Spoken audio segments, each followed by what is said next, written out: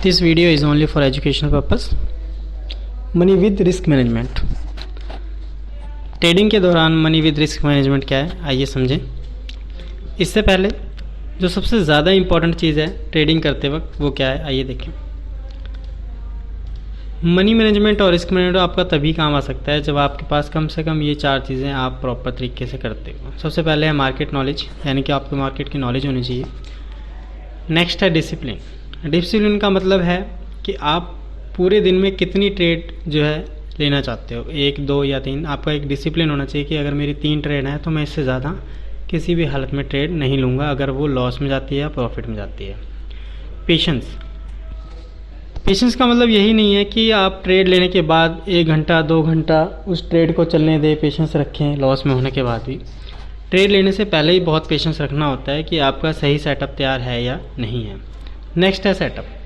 जब तक आपके सेटअप के दौरान ट्रेड नहीं बनती तब तक आप कोई भी ट्रेड इनिशिएट नहीं करोगे। तो सबसे ज़्यादा ज़रूरी ये 4 चीज़ें हैं जो आपके अंदर होनी चाहिए ट्रेडिंग के दौरान। नेक्स्ट, अब बात करते हैं मिनिमम मार्जिन। अब आप एक न्यू ट्रेडर हैं तो जाहिर सी बात है 50,000, 1 लाख, 2 लाख तो कोई भी एक न्यू ट्रेडर जो है अप्लाई नहीं कर सकता, क्योंकि लॉस होने के ज़्यादा चांसेस होते हैं जब एक न्यू ट्रेडर मार्केट के अंदर एंटर करता है। तो मिनिमम जो मार्जिन होना चाहिए वो 15,000 तक हो तो ज़्यादा बेस्ट है। अब बात करते हैं मनी मैनेजमेंट और रिस्क मैनेजमेंट की। देखिए, सबसे ज़्यादा लॉस होने का जो रीज़न होता है एक रिटेलर का, वो सबसे ज़्यादा लॉस होने का रिटेलर का जो कारण है वो ये है कि आप अपने प्रॉफिट को हमेशा ही नंबर के द्वारा जज करते हो। एग्जाम्पल के तौर पे मान लीजिए एक पर्सन जो है 5 लाख की ट्रेड करता है, यानी कि 5 लाख रुपए एक ट्रेड में लगाता है, और आप मान लीजिए 5,000 रुपये एक ट्रेड में लगाते हो एग्जाम्पल के तौर पे। अब मान लीजिए उसका प्रॉफिट जो है 30,000 रुपीज़ हो गया एक ट्रेड के अंदर, और जबकि आपका प्रॉफिट जो है वो हुआ है 700 का। अब आप जो प्रॉफिट है इसको आप जो है नंबर के हिसाब से काउंट करोगे, जबकि आपको ये नहीं करना चाहिए। आपको हमेशा अपने प्रॉफिट को परसेंटेज के हिसाब से देखना चाहिए। आपके हिसाब से ऐसा लगता है कि अगर आपने 5,000 लगाया, आप उसका 30,000 देख रहे हो, तो आपके हिसाब से अगर आपने 5,000 लगाया तो आपका 3,000 तक का प्रॉफिट होना चाहिए एक ट्रेड में, जबकि ऐसा नहीं है। बट अगर आप अपने प्रॉफिट को और उसके प्रॉफिट को परसेंटेज वाइज देखेंगे तो आप ये देखेंगे कि आपका प्रॉफिट उस पर्सन से ज़्यादा हुआ है जिसने 5 लाख रुपये लगाए। अब बारी आती है कि मनी मैनेजमेंट है क्या। एग्जाम्पल के तौर पे मान लीजिए आपके पास 15,000 रुपये हैं और आप एक प्लान करते हैं कि आप पूरे दिन में 3 ट्रेड लेंगे। तो आप वो 3 ट्रेड जो हैं आप इस तरह से डिवाइड कर दिए अपने मार्जिन को कि आपके पूरे दिन में वो 3 ट्रेड भी बने, और साथ ही अगर किसी दौरान उन तीनों ही ट्रेड के अंदर आपका लॉस हो जाता है एग्जाम्पल के तौर पे, तो कल भी उतना ही आपके पास मार्जिन होना चाहिए ट्रेड करने के लिए जितने कि आपने आज ट्रेड किया। तो जैसे मानते हैं कि मान लीजिए आप एक ट्रेड जब आप करते हैं तो आप उसके अंदर जो मार्जिन यूज़ करते हैं वो यूज़ होता है आपका 11,000 का। सेम जब आप सेकंड ट्रेड लेते हैं तब भी आपका 11,000 का मार्जिन यूज़ होना चाहिए, और जब आप थर्ड ट्रेड लेते हैं तब भी आपका जो है 11,000 का जो है मार्जिन यूज़ होना चाहिए। तो ये तो हो गया आपका मनी मैनेजमेंट। अब बारी आती है रिस्क मैनेजमेंट।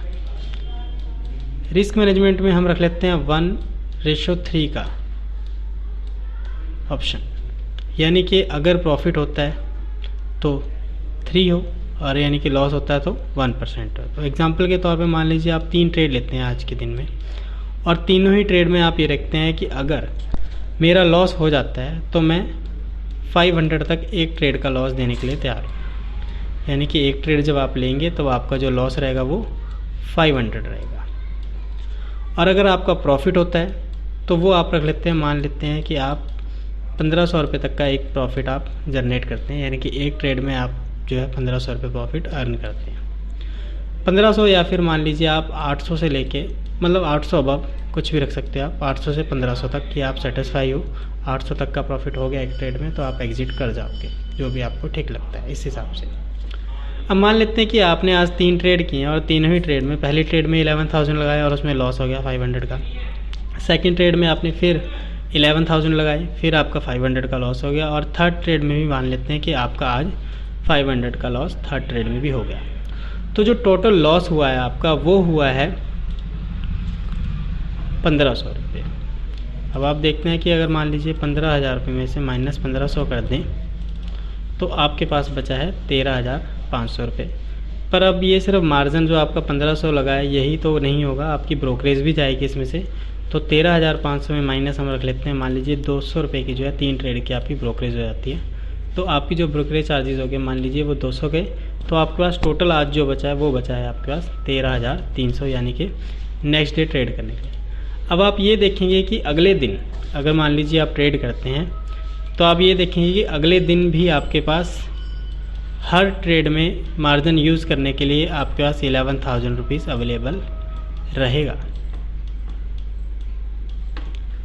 अब एग्जांपल के तौर पे मान लेते हैं, देखिए सबसे पहले एक सबसे इम्पॉर्टेंट चीज़ जो है वो ये है कि जो मनी मैनेजमेंट होता है और रिस्क मैनेजमेंट होता है ये आप कभी भी डायरेक्ट अप्लाई नहीं करते। कहने का मतलब है कि मान लीजिए बस एक रेड कैंडल बन गई तो आपको लगता है कि मार्केट यहाँ से गिरेगी, या ग्रीन कैंडल बन गई है बहुत बड़ी और आपको लगता है कि मार्केट यहाँ से ऊपर जाएगी, तो ये रिस्क मैनेजमेंट या मनी मैनेजमेंट नहीं होता। जब आपका प्रॉपर तरीके से सेटअप तैयार होता है और आपको 90% या समझ लीजिए 80% आप ये मान लेते हैं कि जो आपने कैलकुलेशन की है मार्केट को लेके उसमें 80% जो है प्रॉफिट होने के चांसेस हैं और 20% जो है आपके लॉस होने के चांसेस हैं, तब आपका एक सेटअप बनता है कि अगर आपका माइनस लॉस होता भी है तो आप 500 लॉस दे के निकल जाओगे मार्केट से, या फिर अगर आपका प्रॉफिट होता है तो 800 से लेके 1500 के बीच में जो भी आपका प्रॉफिट बनता है आप क्या करोगे, उसे ट्रेड को एग्जिट कर दोगे। इसी प्रकार समझ लेते हैं कि मान लीजिए आपने अगले दिन भी 13,000 जो हमारा मार्जिन बचा था उसके हिसाब से आपने ट्रेड करना शुरू किया, यानी कि 13,300 से। अब ऐसा रोज़ नहीं हो सकता है कि आपका रोज़ ही माइनस हो।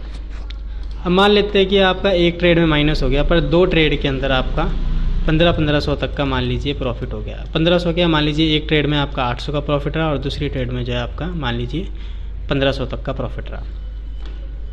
तो हमारे पास टोटल कितने पैसे हुए? तो हमारे पास टोटल जो 13,300 था उसमें से माइनस कर लेते हैं सबसे पहले 500, क्योंकि हमारा जो है फर्स्ट ट्रेड में लॉस हो गया था।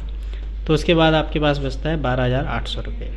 अब इसके बाद सेकंड ट्रेड में मान लेते हैं कि आपका जो 800 तक का प्रॉफिट हुआ था, तो अब आपके पास टोटल हो गया 13,600 रुपये। थर्ड ट्रेड में मान लेते हैं कि आपका जो है 1,500 रुपये तक का प्रॉफिट हो चुका है, तो अब टोटल हो गया आपके पास 15,100 रुपये।